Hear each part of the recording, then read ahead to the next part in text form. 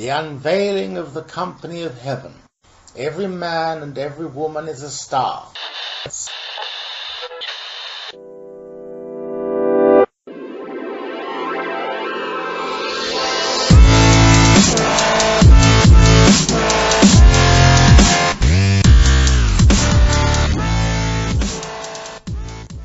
Hello, everyone, and welcome once more to the Free Radical Media Podcast. I am one of your co-hosts this evening, Eric Scott Picard, joined as ever by our co-founder, Patrick Ryan. And tonight we've got a return guest, our friend John Carico. John, you may have heard his previous podcast with us some months back. John and I actually write for one of the same organizations, the Fifth Column News. John is an activist, author, writer, and journalist with the Fifth Column News, the Pontiac Tribune, among other organizations. And he's kind of a social media phenomenon now. So we're going to talk with John Carico a little while, anarchist activist. And John, hello, welcome to the show. Hey, how's it going? Doing real well today, and having a really productive day. Yeah, getting some new projects together. We'll talk about that later. John and I actually just recently came back from the Democratic National Convention in Philadelphia. We were up there covering it with Free Radical Media and live streaming on the Pontiac Tribune. You probably fans of Free Radical Media will probably have caught some of our footage and our stuff in the last couple of weeks regarding the DNC. So I guess tonight we're going to talk a little bit about everybody's favorite subject, electoral politics. Pat, I know you had a thought before the podcast. You wanted to kind of start us off with, I guess, maybe a little conversation. Yeah, I think we are probably in one of the most pivotal points in not just world history, but in particular American history, what's going on with this whole election. I think we're witnessing a phenomena in politics that has never really been witnessed before, especially if you really want to read into things and look, sort of inquire into what's going on behind the scenes. And, I think it's just getting stranger and stranger every progressing week. And I'm at the point now where I'm sort of just shrugging my shoulders. I mean, I know what I don't like, and I know I really don't care for either candidate. But as to who I don't like more, I'm sort of, I'm sort of really kind of confused. And I sort of don't know if I would really, I've heard it said many times before where people are saying, people on the far left or whatnot that make the argument, well, you'd almost be better to get Trump in because it'll sort of drive it all into the ground and sort of just get it over with. Type of logic, which I don't agree with, but the people that are sort of winding up murdered and the leaks from WikiLeaks that are coming through, I'm sort of really just my paranoia about this whole Clinton campaign and a Clinton presidency is like kind of going through the roof, even more than and it's scary because it's going through the roof even more than a Trump presidency, and that's saying something, Yeah. Either option we're looking at right now is extremely scary, and in different ways, but in a lot of the same ways too. I think that it's really difficult to speak on which one would be a scarier outcome because we don't know what Trump's capable of. We do know what Hillary's capable of. We do know that she may not have the people behind her as Obama did, but she has all the corporate donors and like some of the Republicans and that kind of bipartisan that never works out for the people, the kind of bipartisanship that only works out for the elite. and she's got that cornered. She's very, very smart. She's very, very able to sway all sorts of opinion leaders. She's able to move media in such a way that they don't even have to say they like her for her to still come out looking at least, I mean, she's a very good politician is the thing. And she's, there's no real way to know what she believes, except for we know that she believes that somehow making all this money is going to turn out well for her. And that, so I think that what we have to do is, just like with any other capitalist that is, these opportunists, really, who we have to make it to where they don't get what they want. They don't get their money. They don't get their cut for doing horrible things to the American people. And I think that regardless of who wins or loses, or whether we vote third party, or whether we have to start, for lack of a better term, fucking with their money. Like, we can't, like, if that starts happening, if we can start to mess with the way that they're getting paid, then they'll not be as incentivized to do that. And honestly, I mean, that comes through boycotts, that comes from making our own food, that comes from so many different things, to all the way to sabotage. Right. And I think that we really have to right now, if we can figure out a way to create an alternative system that this system is obsolete. That's important. There's just so many things we have to do to make it to where that system no longer functions to serve the people that it serves, and that they know that they're going to get justice instead of getting paydays. Yeah, exactly. And it's really this financial aspect that's so troubling. Speaking about Hillary Clinton, when she was Secretary of State, it appears through some of these documents that she essentially used the State Department as an international arms dealership. It's like this quid pro quo program where she would receive huge donations to the Clinton Foundation from foreign powers, foreign governments, foreign corporations, and then all of a sudden those foreign powers would get, arms deals, increased arms deals. In some of these cases, Saudi Arabia, for example, I mean, they use these arms to conduct, what's basically a silent genocide in Yemen.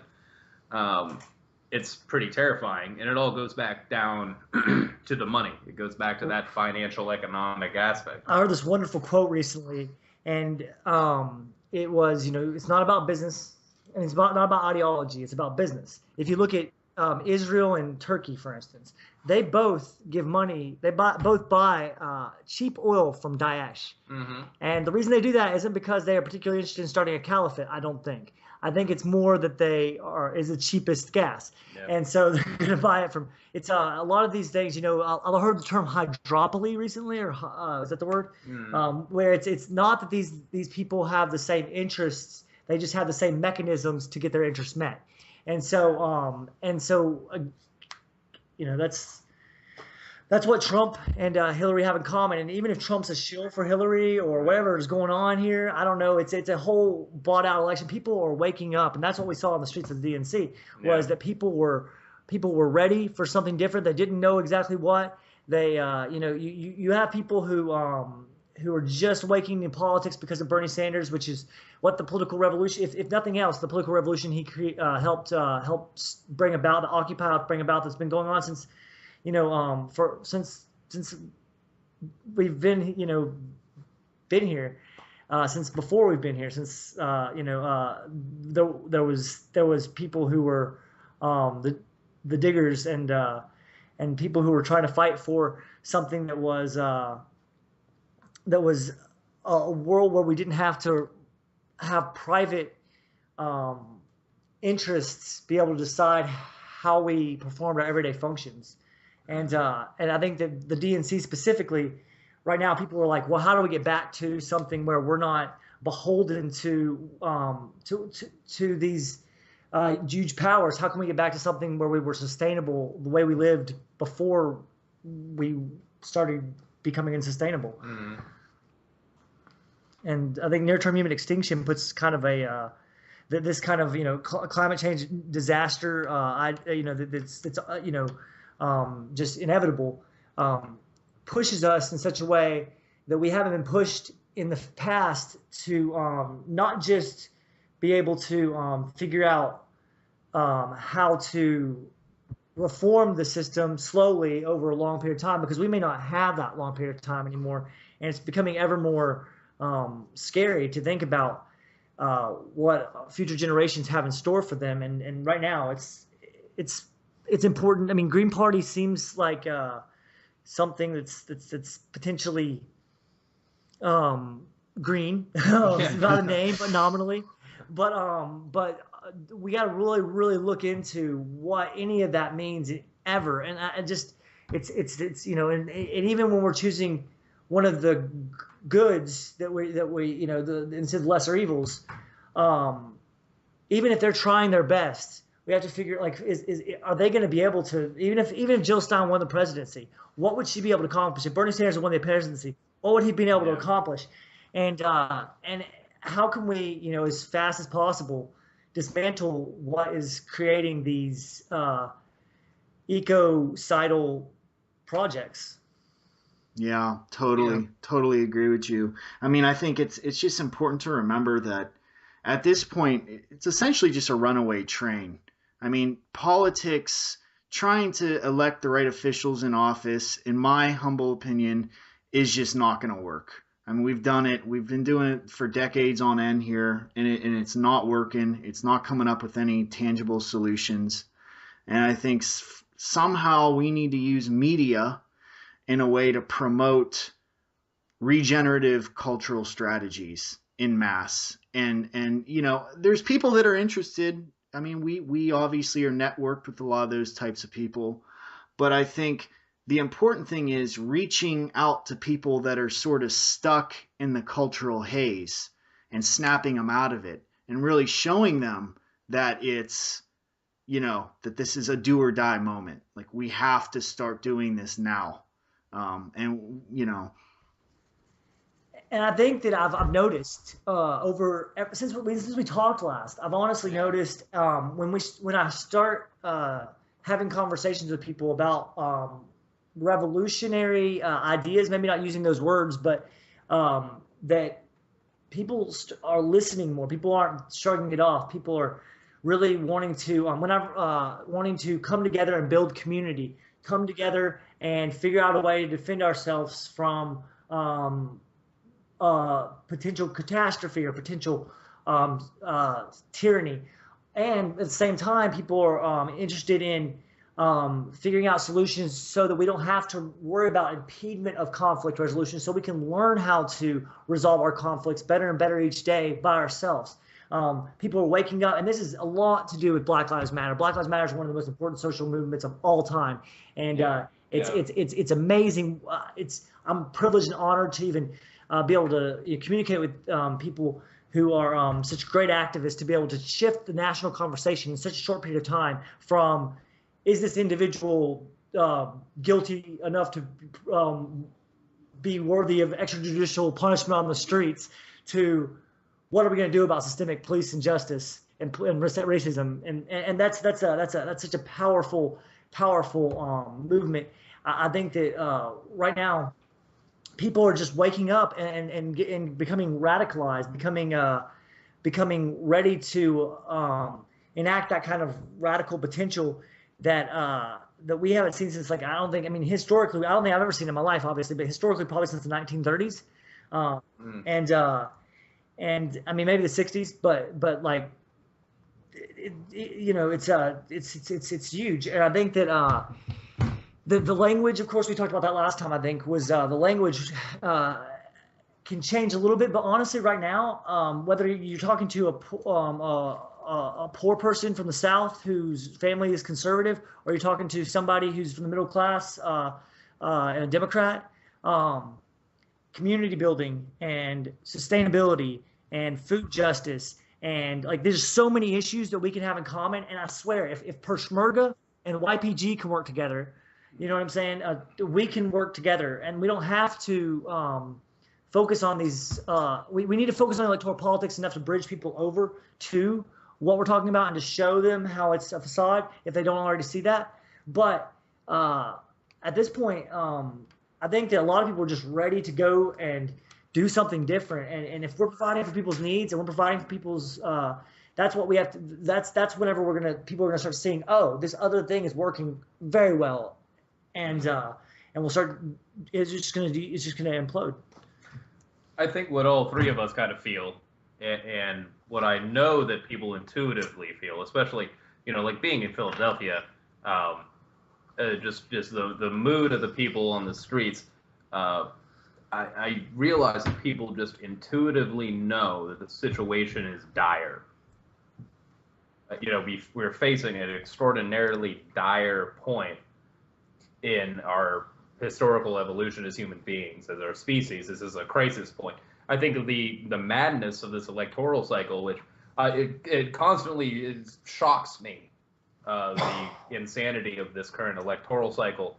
It's utterly and completely ludicrous. It seems like every day there's something just more and more absurd. It's like the whole thing. And I think people are seeing that that's the whole thing, that it's a sham, it's a farce. Yeah. I mean, it's an absurdist play, it seems like, you know what I mean? It's like Andy Kaufman. Yeah, I feel like that's why, I don't know, that's why me and Eric kind of are, for those of you who don't know, Eric and Heidi, his significant other, are moved down here from Ohio, and we've been working on projects together. One of our projects that we're working on right now with our friend Christopher Artell is a show called How to Overthrow an Empire. And what we really want to do is talk about tactics throughout history, how they've worked, how they've not worked, how to classify them in terms of what they propose to do, whether they propose to inform, organize, sustain, dismantle, or resist. And I think that it's a key time right now to point to these kind of tactics, because people are realizing that that we may get in trouble if we do something illegal to stop this. But the trouble we'll get into is nothing compared to what might happen if we don't stop this. And when people get to that point, I think that's a key time to be able to just condense all that information that we've been studying and that people have been putting out for years into something that people can watch and get a lot of information and get ideas for how to move forward every day, and I think that's why alternative media is so amazing right now, with all the different abilities to key in on different specific subjects. I'm really excited about what we can do with this project. Yeah, absolutely. Once that video project is up and running, it'll be hosted via Free Radical Media and the Fifth Column Network for anybody who wants to check that out eventually. There'll be more news and updates about that in the future. But yeah, I think you're right. I think that given the gravity of the current situation, and I've said this numerous times before, I think a lot of the solutions to problems in society that arose in the 20th century, we need to move beyond those kinds of solutions. I think more and more people believe that now too. I mean, if we want to return to the election cycle, well, what are the numbers? What is it? It's like 9% of Americans voted for either Hillary Clinton or Donald Trump, which means 91% of Americans didn't vote for either one of them. Whoa. That's incredible. And these numbers, I think, I could look up the original source. I think this was New York Times quoting a Reuters poll, perhaps. But it was, this is good polling. This isn't, straw man polling. That's shocking. How could we say that that democracy in the United States is working when we have the two most unpalatable candidates set before us, and it just seems like a continuing, just a continuing shit show for lack of a better term. It doesn't seem, there was some sort of like, if less than this percentage of the population votes, then we have a constitutional convention or some sort of restart something, or there's some sort of contingency plan. The only thing is the people who have class interests that somehow Hillary Clinton or Donald Trump promote are the only ones who are really going to vote and be and that's why so many of us in our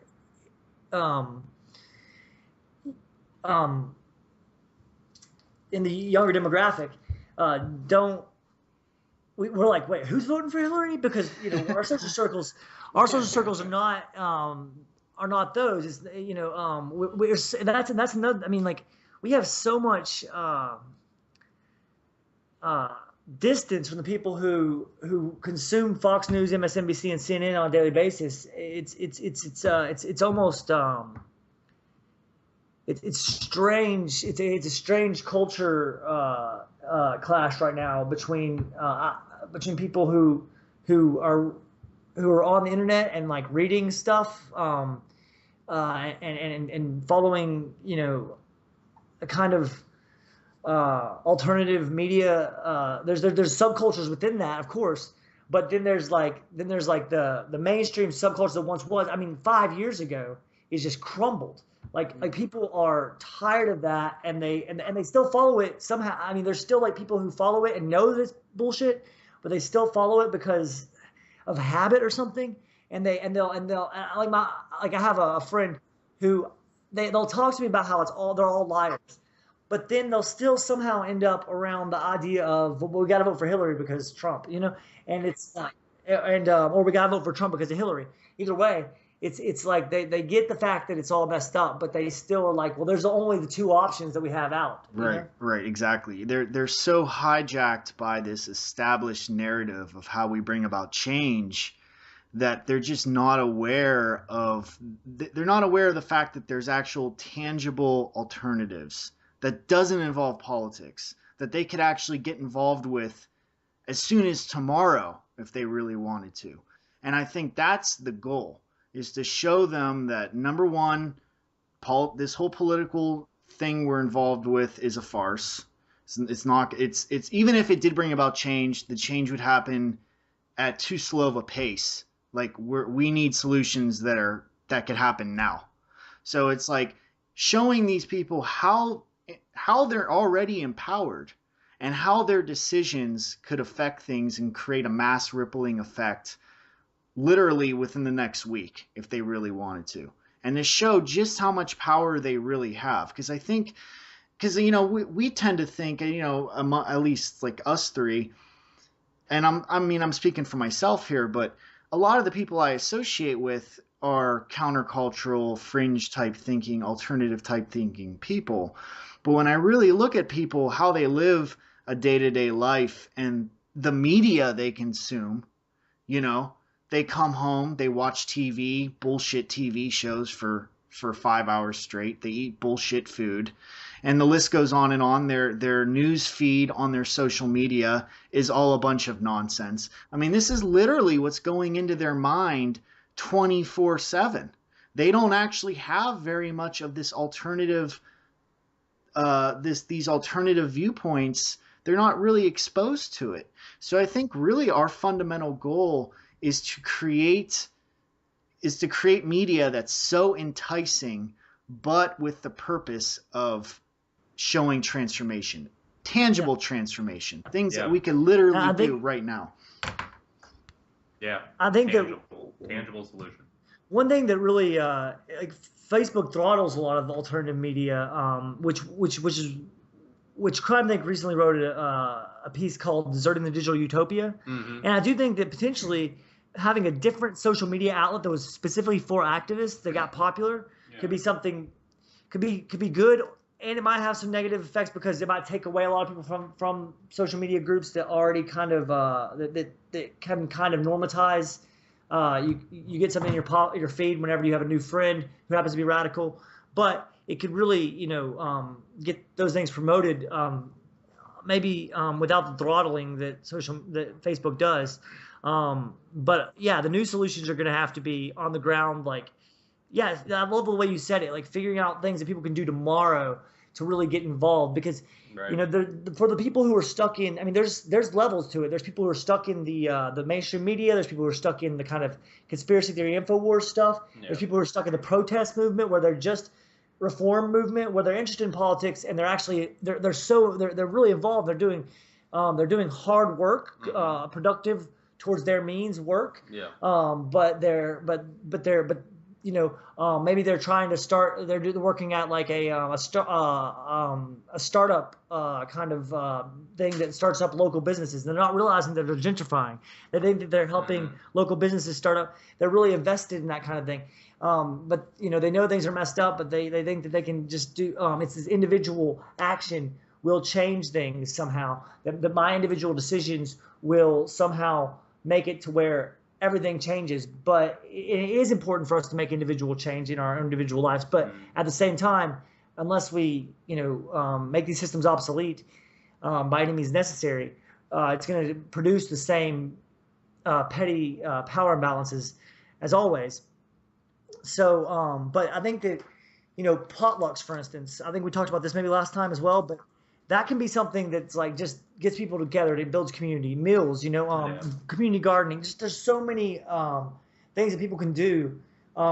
Just food not bombs. Just so many tactics that people can use just to get people to be interested in coming to a place of where counterculture is even discussed. Yeah. And then from there, there's many different projects starting up that they're just so powerful. And a lot of them they can range from community policing to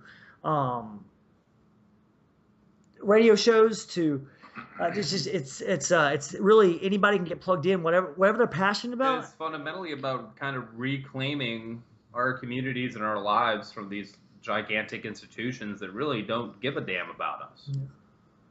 Exactly. Yeah. It's about reclaiming. Honestly, it's about reclaiming our humanity. Yeah. It's such an alienating, fundamentally alienating society. This massive centralized apparatus of corporate and state power that people forget. We're human beings, and we can be self-sufficient in our communities. We can protect our own communities. We don't need them, And I think honestly, Pat, like what you were saying a little bit ago, people consume mass media. They consume this processed food. They consume those products.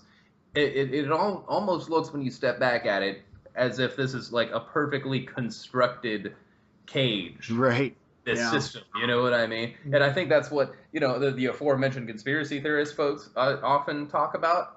The thing is, they're at least half right, right, yeah, exactly. Well, yeah, and it's I definitely love the way you put that. A well-constructed cage. It's there's even things, and I love Mr. Robot. Don't get me wrong, right? But there's even things like that provide or V for Vendetta or The Matrix or whatever you want to say.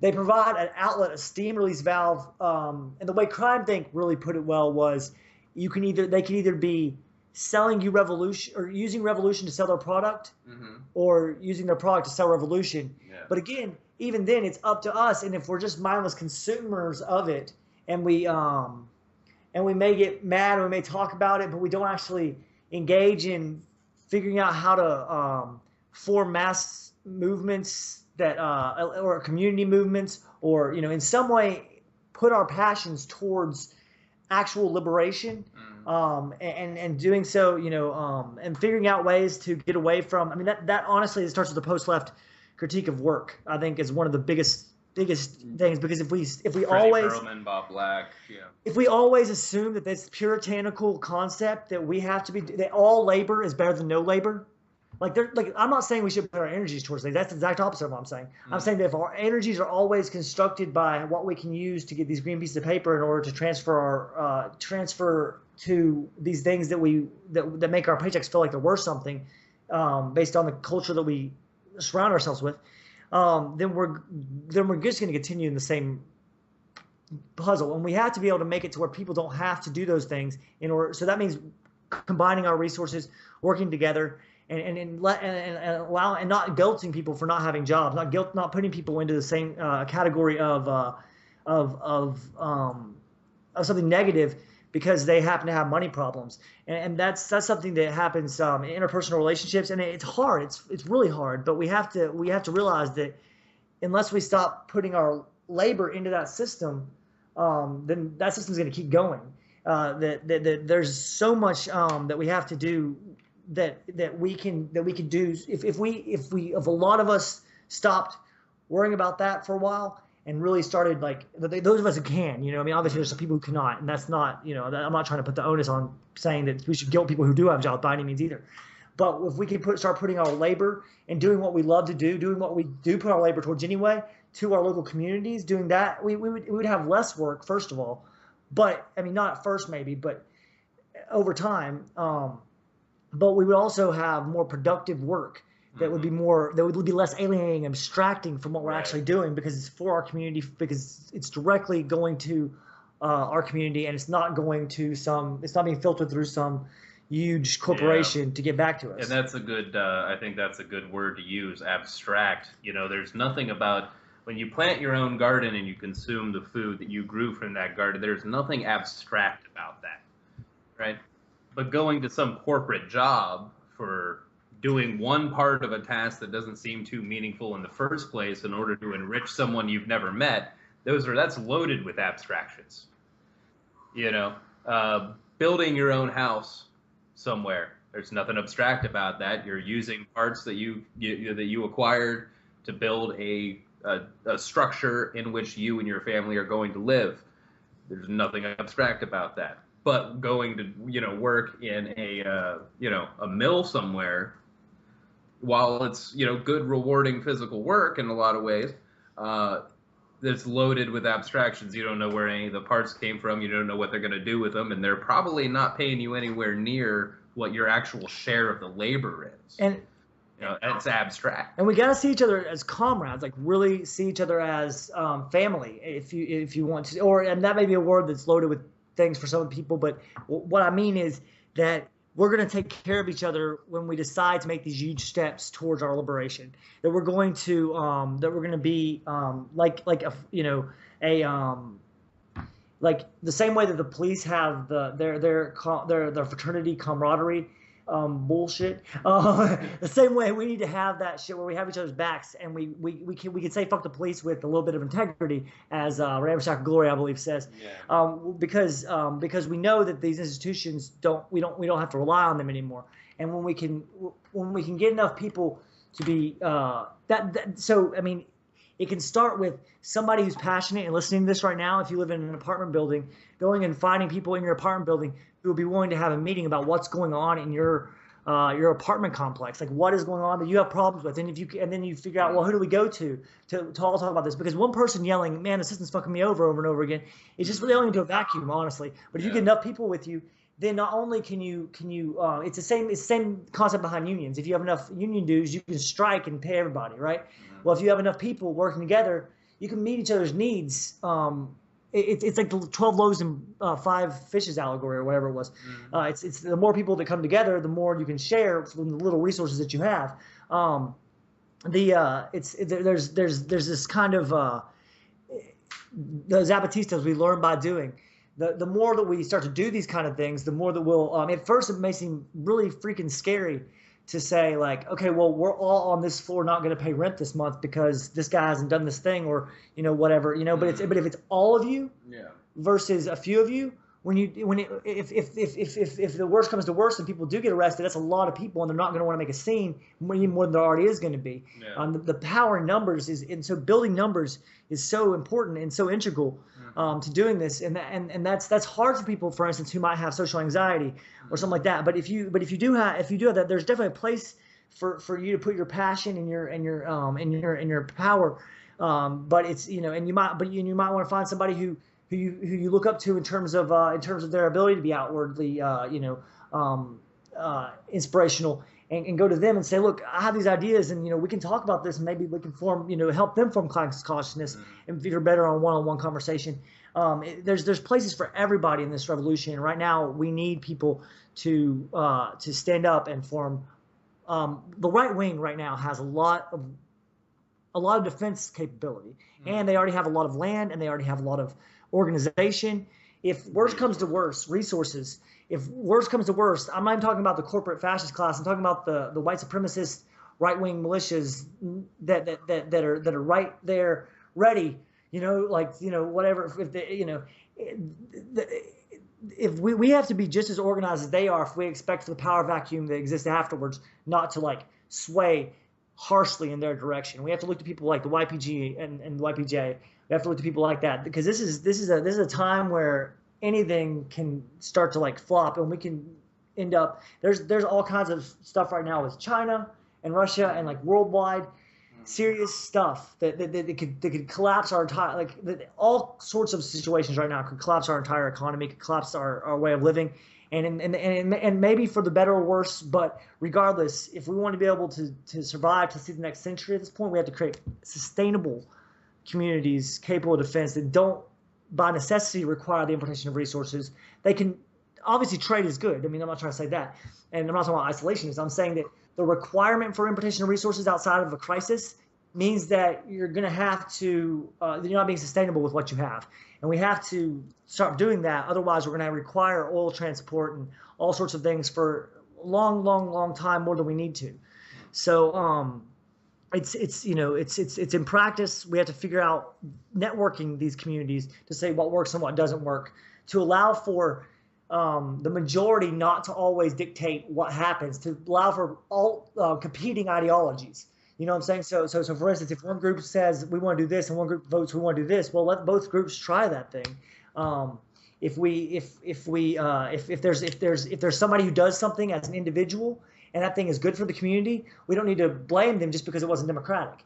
We have to move on past what mechanisms that we've used before to be able to move towards what we actually want to see. Yeah. And that's autonomy, liberation, equality. Yeah. And that's just it. And if you think, look the last 20 years, how much of this sort of apocalyptic vision has been permeating everything. I mean, especially up to 2012, it was, the end of days, even going as far back as Y2K. It was and then, we had the whole 2012 meme, and it was this vision of just destruction and how things are just going in a bad direction, and on and on and on. And I think now's the time where we really need to put the pedal to the metal and start creating positive vision. And go ahead, people will call us utopian or whatever, but now it is, I think, utterly pivotal to have, and I'll say it, utopian-like visions that create and rouse such a reaction of beauty that it entices people to get up and motivates them to get things done.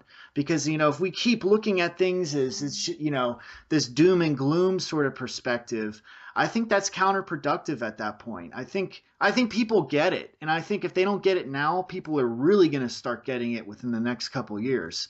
But I think now it's time we shift and we really start showing them the opposite.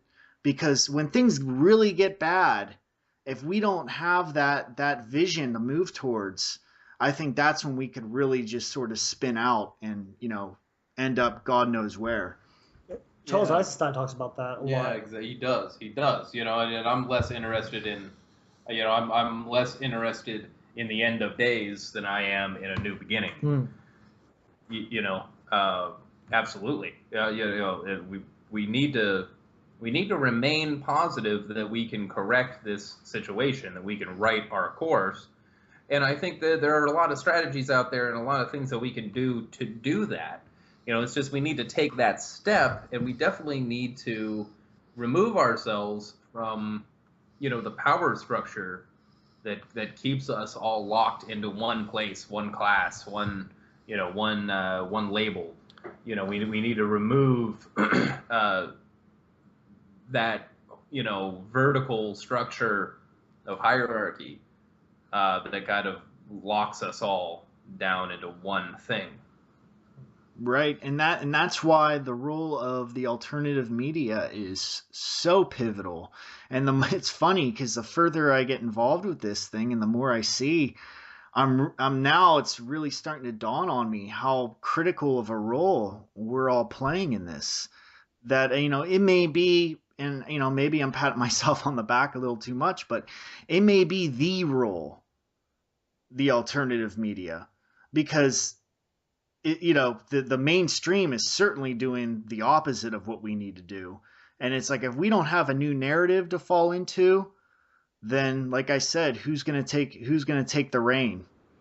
Right. That's so important. I mean, and it's very important for us to normalize radical action, to radicalize normal thought, for the new media to cover. For instance, okay, this is an interesting fact, and I think I read this in Green is the New Red, by Pioneer Press, Will Potter, and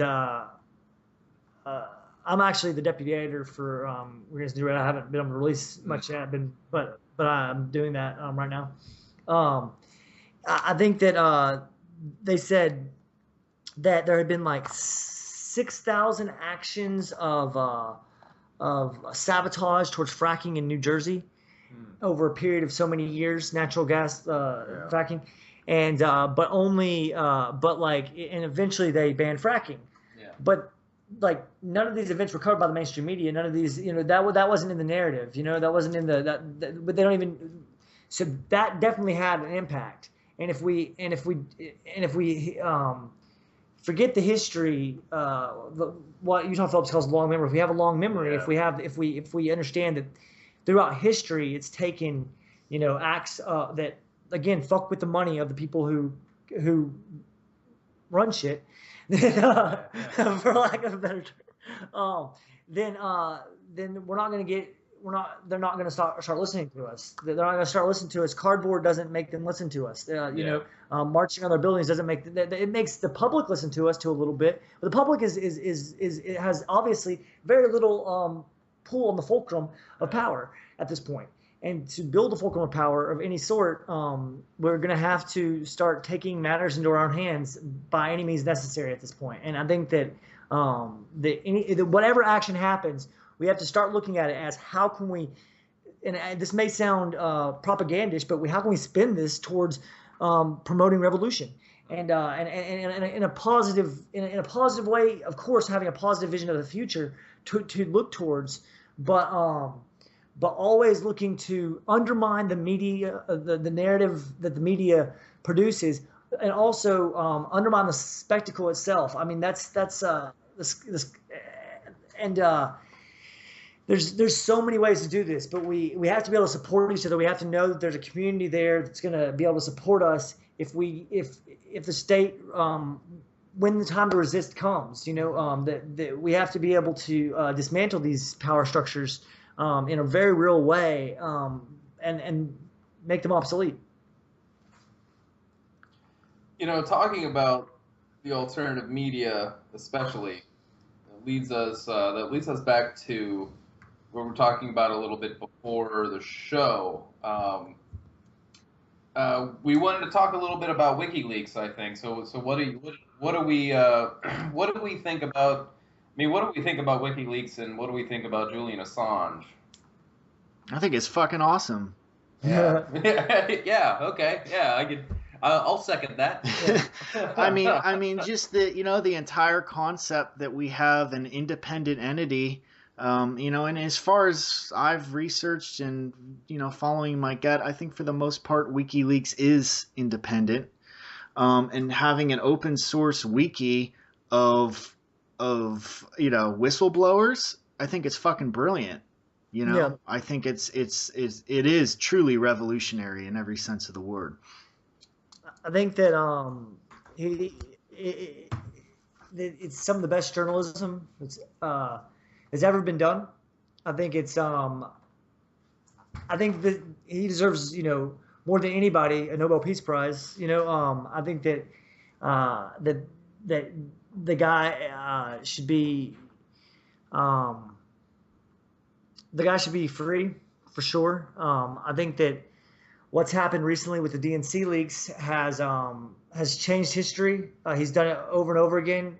He's put these things forward. It's a fulcrum in our dialogue. It's something that is like Occupy, like Black Lives Matter, like Anonymous. It is this huge, amazing activist entity that's changed the course of history. And if we can help support them and help push for people to leak and whistleblow as much as possible and promote these things as much as possible, make these people into the heroes that they deserve to be. Not that we should have heroification in the sense that any one individual should be given some sort of power over another, but at the same time, people respond to when people are appreciated. They continue to do what if they feel like people are grateful for what they're doing, they continue to do it better. And so as much as we promote any celebrity or any rock star, or as much as I love Radiohead, I should be loving WikiLeaks 10 times more and promoting them 10 times more than and we're getting that to a culture where that's the cool shit to do. It's just as cool as going to Bonnaroo, way cooler than that. Like getting involved in activism and moving. I mean, because that's what it felt like at the DNC. Going back to that, it's like it felt like a festival, a social justice festival, where there was rallies happening everywhere, conversations happening everywhere, But yeah, as far as the WikiLeaks thing recently here, apparently, from my hearing, so yeah, this story. By the time you're listening to this, longtime fans of Free Radical Media know we pre-record the show. So that's why we try to bring you evergreen content, that isn't exactly, doesn't have to be time sensitive. But as of this recording, there's a story floating around here that one of the gentlemen who worked at the DNC, who's been murdered, Julian Assange has heavily implied that he was very likely their inside source. I think that I've heard that he was. But I can't remember where I saw that. And WikiLeaks has offered I think it's $20,000 reward to anybody who has solid information about his murder, which has as of now has gone unsolved. It was the official narrative here is that it was probably the result of a robbery, which. And look, I'm really not gonna speculate too much about this. I'll just say that if you're gonna murder somebody, probably the best way to do it is to make it look like some random robbery. Right. You know what I mean? I'm just gonna throw that out there. At least take the guy's wallet. Yeah, that's exactly. Hillary Clinton's gonna write a book, How I Would Have Killed That Guy Who Released the WikiLeaks. like O.J. Simpson's book. Oh yeah. That was a ludicrous story too. Yeah. But yeah. So I mean, look.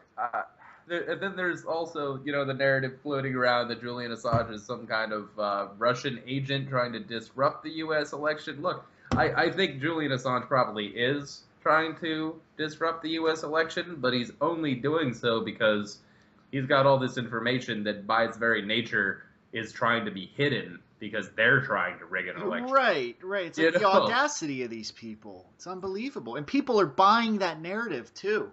They're actually buying it hook, line, and sinker. It blows my mind. Look, I'm sure Vladimir Putin would prefer to deal with Donald Trump than Hillary Clinton. By all accounts, they loathe each other. They hate each other. And Hillary Clinton was absolutely anti-Russia when it came to the Syria situation. Oh yeah, she wants to stop.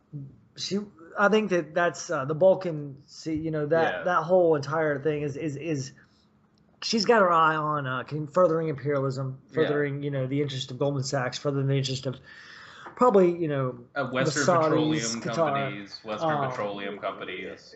Furthering these interests that are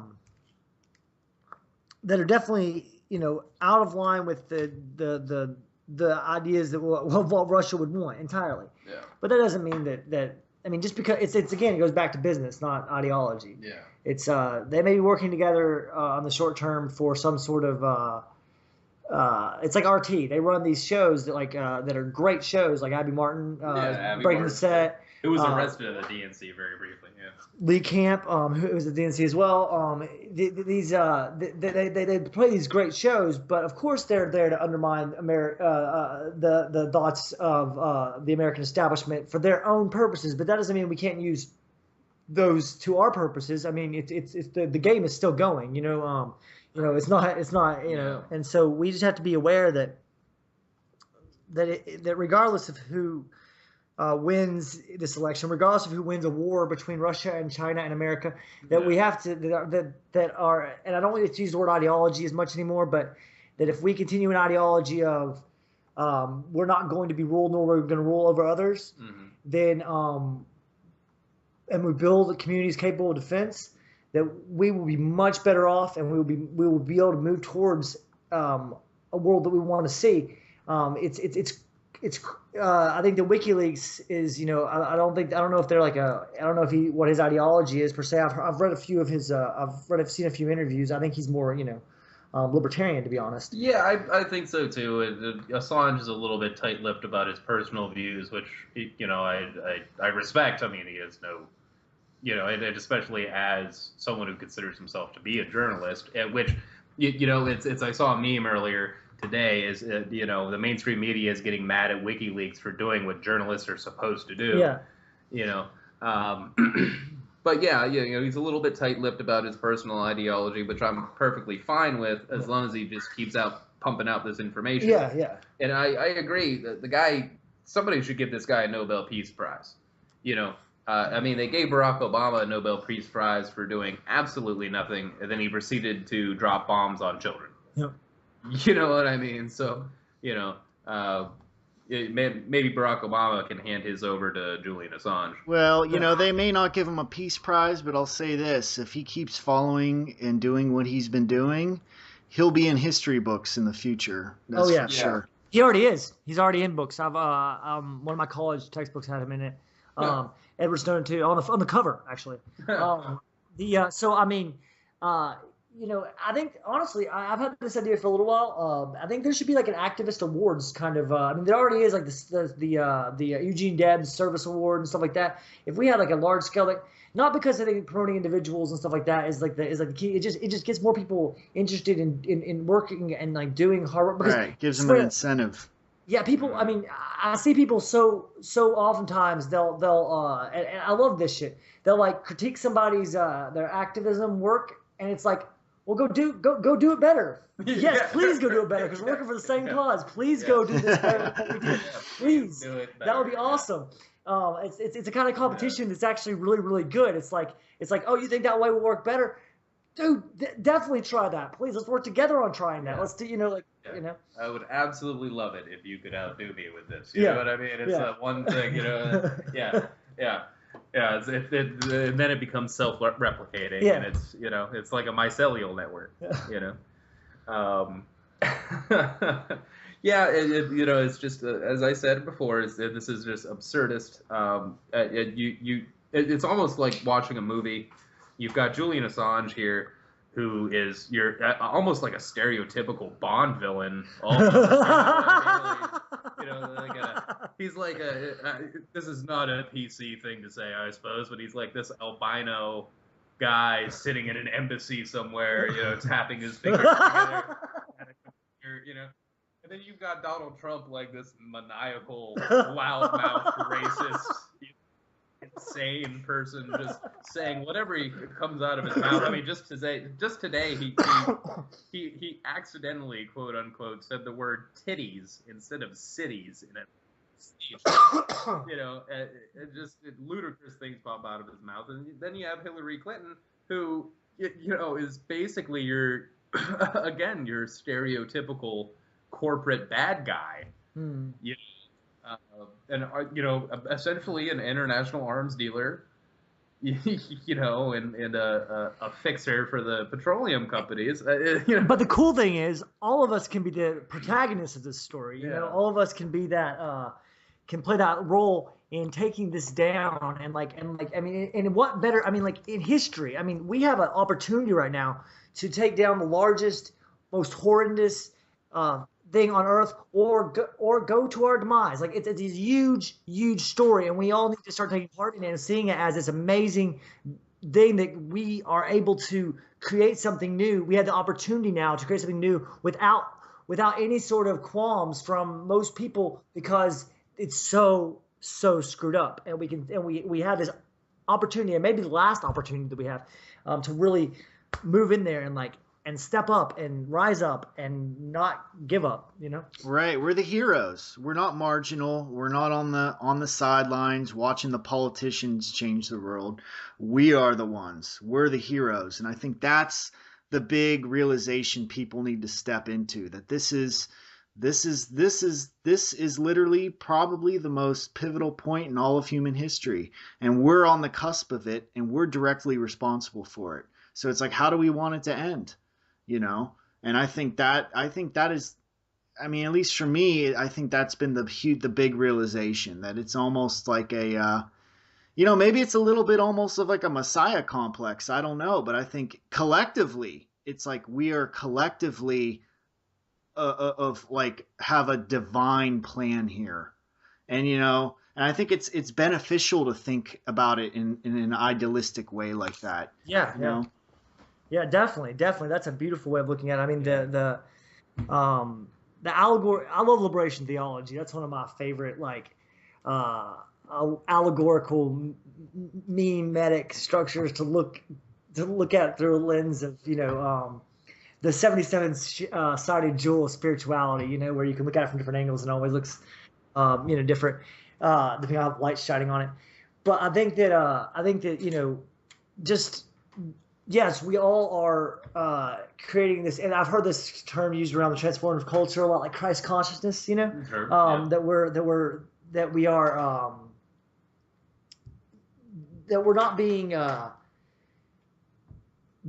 we're being perfected into something as a society. There's the old and gender specific term socialist man. Yeah. There's all of these different terms throughout history people have used to just talk about the idea of transforming ourselves into the kind of people we need to be able to leave ourselves out of bondage. Yeah. To separate ourselves from the continual oppression of everyday capitalist existence. Yeah. I agree, and certainly like longtime listeners to the show, I mean, they know we talk about issues of spirituality oftentimes. We're all tied to some kind of spiritual path in one way or another, I think, and I think that sense does help to kind of give a broader outlook on eventual liberation. It brings it into a realm that's not just the concrete, although that's very important, but it brings it into the spiritual realm as well, which I think is vitally important for human consciousness, whether or not you choose to believe that that's simply an aspect of our biology, that we desire that sense, or you believe that it's something deeper. It's there, and I think it's a useful thing to look at things by. It brings me some level of optimism, which helps me go day to day. So and symbolism, to be able to appreciate things as they a little bit more. I think that one of the greatest, I think it was MASH, right? That talked about how hell is where people who are guilty suffer. War is where people who are innocent suffer. Yeah. And so I think that what we have right now is the ability to remove hell from this earth right now, in large scale sense, and bring heaven, like you talked about, a utopian vision. We're not going to probably get past interpersonal conflicts, everyday, kind of like difficulties and stresses and chemical imbalances and all sorts of stuff like that. But we're going to be able to remove the incentivization and the destructive ramifications that come from alienation and abstraction and impediment of conflict. And I think that we're gonna, that's gonna be comparatively like heaven on earth. And I think that these, just being able to go and do what we're passionate about, and have a community that is there to take care of us and to help foster our interests and foster our passions is going to be the most amazing thing, because we've been so far removed from anything like that. It's going to be it's like if you want to get to the spiritual sort of stories and stuff, it's like the prodigal son when they came back, right? The indigenous peoples have lived this way for a long time, and of course we've been crushing them and displacing them, and continually doing so even with green energies. Yeah. But we now have solar panels on deforestation equipment, by the way. But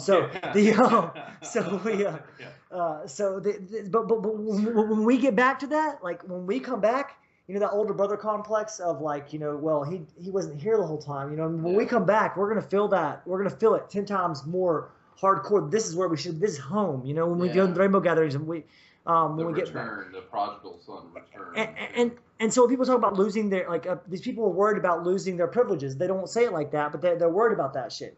But the thing is, they're gonna when they release that possessions, when they release those consumerist needs, when they release those desires, when they release those that platform that they've been pushed up on because of their race or gender or whatever, they're gonna realize that all those things that were holding them up were false. Yeah. And what's real is the humanity that they're going to be able to align with on a scale that they've never been able to before. We've talked to people who've moved to intentional communities, for example, or have traveled and started to live amongst indigenous folks. And, once they took the step, once they got over the trepidation of doing so, they actually found that experience to be just fundamentally and beautifully liberating. I mean, haven't we heard that time and time again, Pat? Time and time again. Yep. There's this guy, Rob Bell told this story. He said there was this gentleman, and he was a photographer for for very many publications, very world-renowned photographer. And he went to film children who had waterborne illnesses. Right, and this is the kind of guy who, when he would go to a club, he would sit his bottle label facing out because the company would pay him to just sit there with the bottle facing out because he was so well known. And he went there and he took these pictures, and as he's taking these pictures, he's like, why don't these children have drinking water? He's like, we have golf courses that use water, you know what I mean? Like, well, why don't these? Why? And he couldn't come up with an answer, so he started this thing called charitywater.org, and you can I'm sure you can look it up, and you can it's a pretty good cool project. But the thing is that people, even people who have like everything, you know what I mean, like I grew up very privileged, very my dad was a chemical engineer. I've been very privileged in my life, but I know that from back then, like it doesn't matter. Like to a certain level, yeah. Once you get into like the 1% and shit like that, that's like. But like this, it's not those possessions, those things that you can have.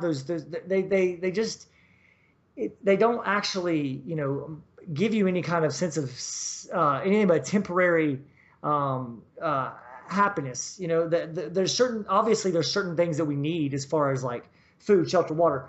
These kind of things, but a lot of it is just envy and jealousy, where we have to have what that other person has because they have it, and keeping up with the Joneses, right? And like I mean, like look, I would love. I've never been jet skiing, but I'm sure it'll be a really fun experience. But there's no reason why anybody. We have much jet skis in the world right now, to where not everybody could use them that wanted to use them. Yeah. But we plan obsolescence and these kind of things. I mean, there's so much fun we could be having if we didn't worry so much about possessions and property and ownership. We could be sharing everything. We have way more than we need. Yeah. And it's just a matter of like just knocking down those walls of that are all like the divine right of kings they're just ideologies. It's just powers and principalities that ultimately we're fighting against. Right. Right. Absolutely.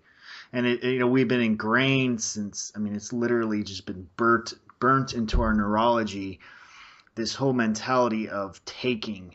I need to consume more and more and more.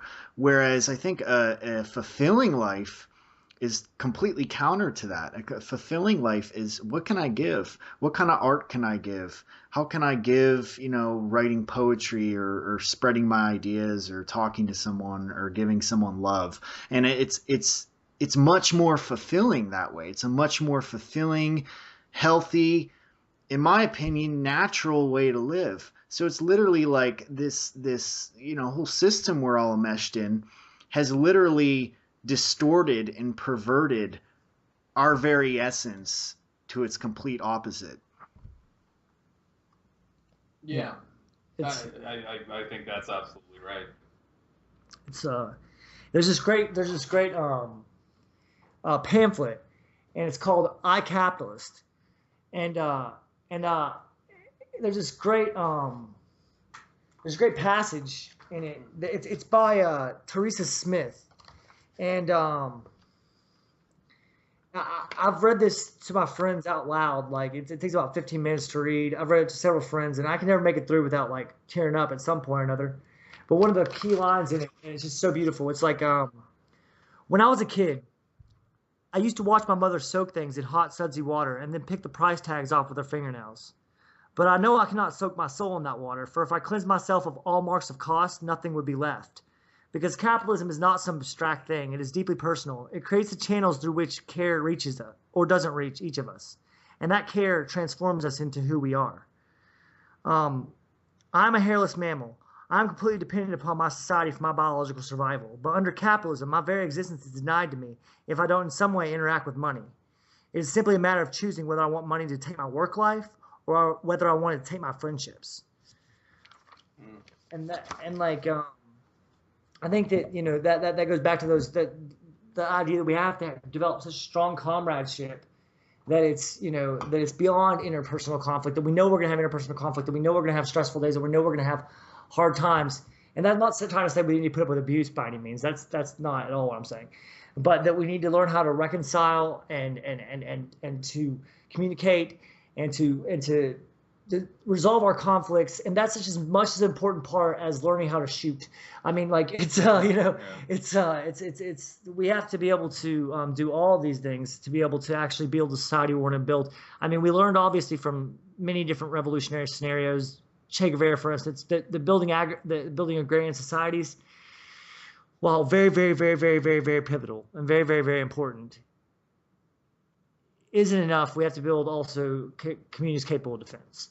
And that there will be a time whenever those who want to maintain the system see the writing on the wall, and those opportunists come in and they say, "Oh, well, we'll buy this land for all of you, and we'll be the ones on the deed." You know what I mean? And when the time comes and those systems collapse and that law doesn't actually mean anything anymore, well, if they can figure out a way to make that law mean something again, and they'd be the one to hold it, if they have that mentality in their head, they're going to do so by whatever means they need to. So we have to be able to defend ourselves by whatever means we need to.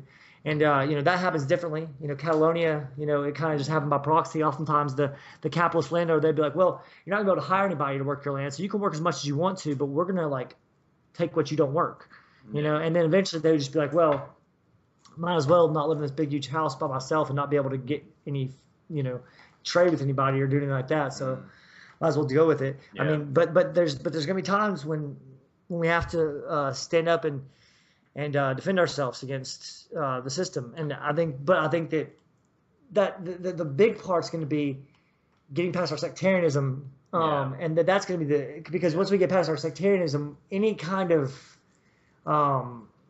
battle we face, we can really start to push past the need for this kind of defense versus systemic violence, and move towards, well, what do we really need as individual human beings? Because we're all individual human beings, regardless of what wealth we have or once had or whatever. But it's gonna be situational, of course.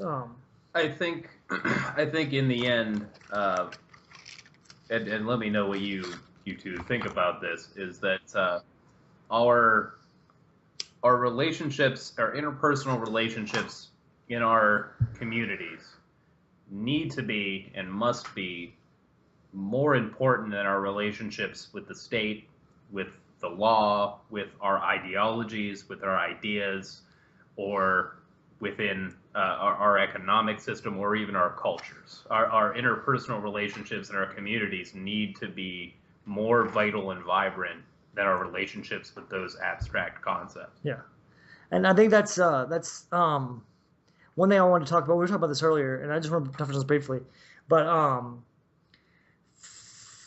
and this, I see so much sectarianism, you know, and one place I've seen sectarianism recently, and I kind of want to talk on this just a little bit, because I've had a lot of friends, because I used to be part of a group called Deep Green Resistance, and I didn't have a full understanding of radical feminism, and I don't think that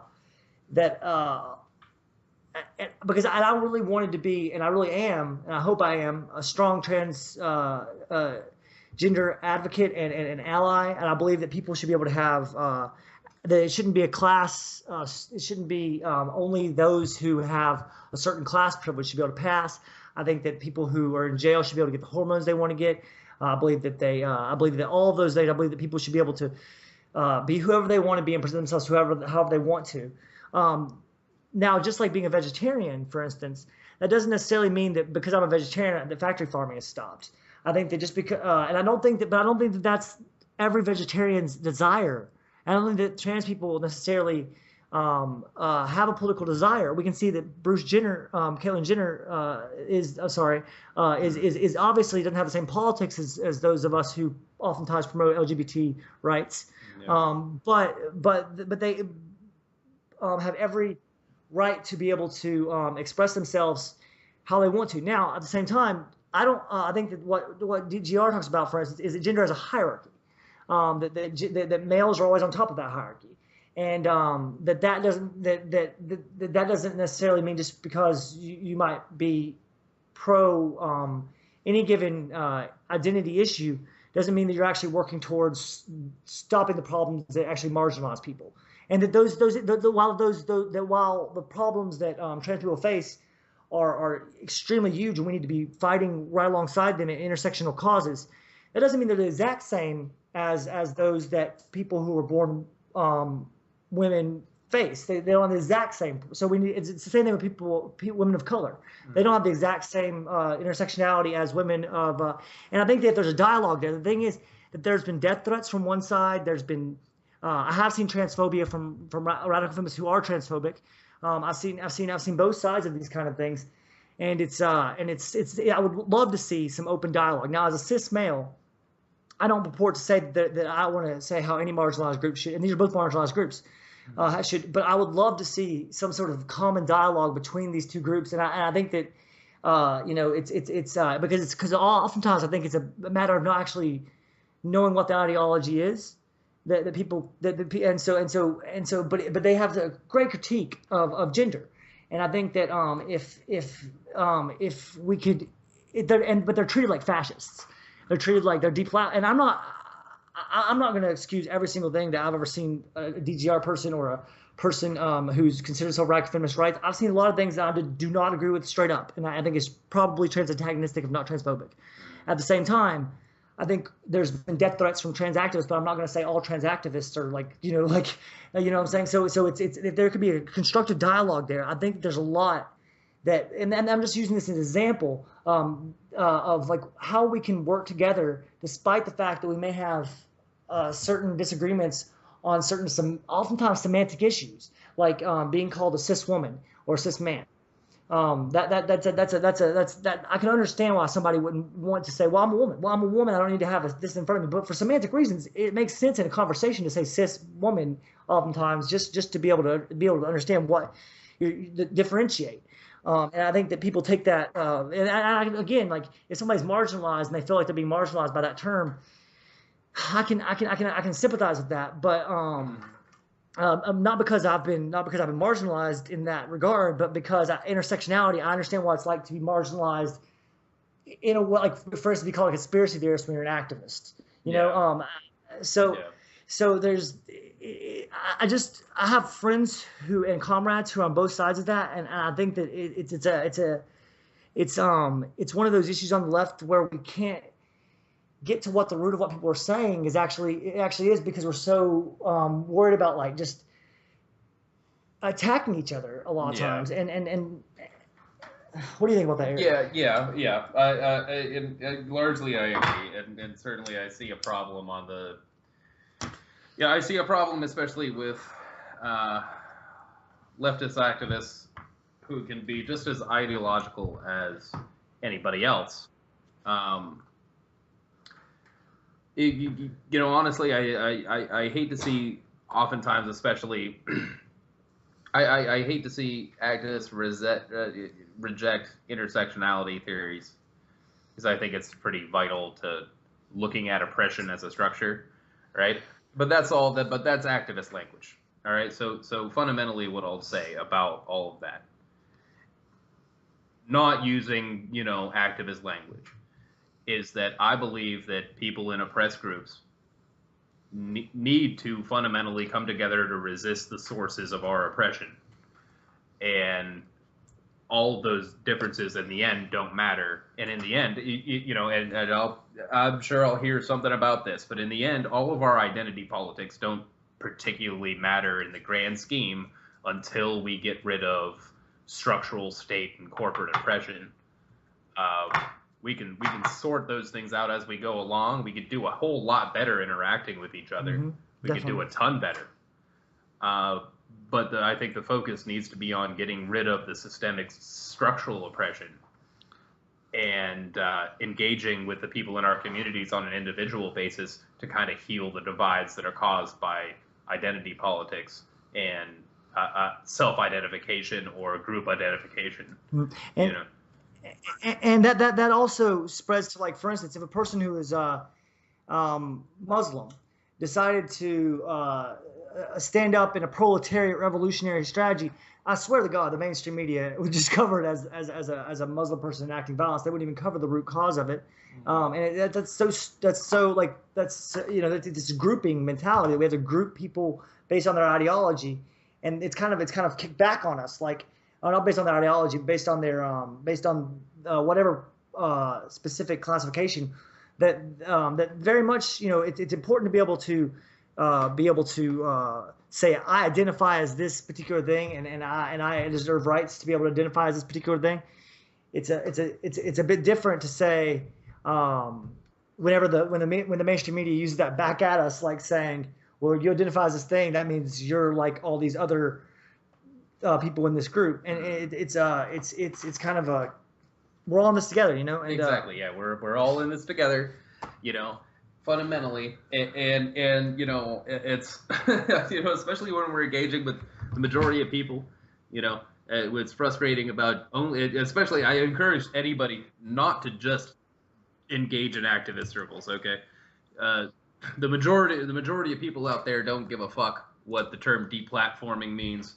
You know what I mean? But people out there don't really give a damn about any of that. They're concerned about their needs, right? And they feel they feel oppression intuitively. And honestly, I think that the mainstream, right, in the United States and elsewhere, they're going to come to be comfortable with transgendered individuals far quicker than some parts of the activist community. I really think that I was talking about this earlier in terms of transgendered issues. The surgical aspect of transgender identification is very new, and of course, people are going to be uncomfortable with it, right? Because it challenges deep-seated cultural paradigms. It gives us an opportunity to talk about those paradigms, okay? But I do believe that soon, within this generation, especially the millennial generation and the generations that's going to come after that, I think transgendered identification is going to be just as acceptable as LGBTQ. Okay, the mainstream LGBTQ movement is now, which is not perfect, but it's getting there. You know, and I honestly do think that it's going to get to that point, and I think the mainstream is going to come to it a little sooner. Yeah, and I think that's going to be that I'm so proud of the brave, you know, people who've stood up for anything that they that helps move the conversation towards liberation from these ideals of what was, you know, and that's so important to be able to have strong activists and strong, amazing people like Chelsea Manning, like you know, who've done so many amazing things. Who can? It's important to have people that identify in the same way that we do, have places of somewhat credibility or prestige, and do great, amazing things to push to say, look, you know, we're all in this together again, you know, and so I think that that there is an important part for all of us to be able to, like, you know, say, hey, I'm part of this movement, or I'm part of this other movement, or I'm a big activist in this particular regard. And but if we don't realize that this is all tied together, this is all so tied together that that your ability to use a bathroom and my ability to grow a garden, you know, your ability to not get shot in the fucking streets, and your sister's ability not to get, you know, raped at a frat party, you know, is these are all tied together into these ideas of domination, which, I mean, that's what feminism is at the root all about, is the idea that we can get past these dominative structures of coercion and get into something that is you know, more balanced and more, you know, and more and that's and fundamentally, and we're gonna have to wrap it up here, but fundamentally, I guess, you know, the analogy would be, you know, some folks are born on third base, some folks are born on first base. But if we're gonna win the game, we got to get everybody across home plate. Mm-hmm. You know, so John, I want to thank you for joining us tonight. Thank y'all for having me. Yeah, that was great. That was a pleasure. It's been a hell of a journey. I guess, first of all, talk a little bit about where people can find your work. You can find me on Facebook. You can follow me, John Carico, Carico, John. I also have a public page that is for my journalism, John Carico, John Carico. You can look me up, fifth column, John Carico on Google, and you can find all my articles and interviews. You can find some of my artwork on Degenerate Art on Facebook. Might be kind of hard because there's probably more than one. Definitely look in the near future for How to Overthrow an Empire. Hosted by myself and Eric Scott, and produced in part by Christopher Artell. Yeah, so you'll be able to see my handsome face on that one as well, folks. Very handsome face. All right, well, John, I appreciate you joining us. This has been the Free Radical Media Podcast. I'm joined, as ever, by Patrick Ryan. I would like it if you all checked out our Patreon page. That's patreon.com/Free Radical Media, I do believe. If you want to contribute to what we do, we're doing the podcast as ever, and we're on social media platforms. We're trying to branch out into some video and documentary series, bring you more interesting content. So please consider contributing to us via Patreon, and you'll get a lot of inside information and updates from us doing that. Failing that, or plus that, you can follow us on Facebook, on Twitter, on Instagram, on Tumblr, and most of your social media platforms. Just throw Free Radical Media on in there and check us out. I want to thank you again for joining us this evening, and we will talk to you next time.